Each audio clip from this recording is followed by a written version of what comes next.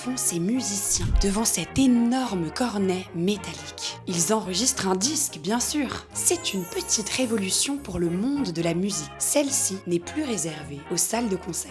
Cependant, ce gramophone qui capte les vibrations du son pour ensuite les graver sur un support est loin d'être parfait. Et oui, il ne perçoit que les sons les plus forts. Face aux puissants instruments avant, les cordes ne font pas le poids et passent inaperçues. Heureusement, Augustus Stroh se met en tête de trouver une solution. Cet ingénieur réfléchit à améliorer la qualité de l'enregistrement. Il décide pour ça de ne pas s'attaquer au gramophone, mais aux instruments eux-mêmes. Ainsi, il remplace la caisse de résonance en bois d'un violon par un tube et un pavillon en métal, comme sur un gramophone. Les vibrations des cordes provoquées par l'archet passent par le chevalet jusqu'à une pièce circulaire en aluminium appelée diaphragme. Le son continue ensuite son chemin dans le tube, puis se trouve amplifié par le pavillon en métal. Il est alors jusqu'à 4 fois plus fort que celui d'un violon classique. En 1899, Stroh dépose un brevet en Angleterre pour son violon ou tout autre instrument à cordes à pavillon. La fabrication est lancée et c'est une success story, jusqu'à l'enregistrement électrique qui arrive 25 ans plus tard. En élargissant le spectre de son capté par la machine, les instruments de Stroh deviennent inutiles.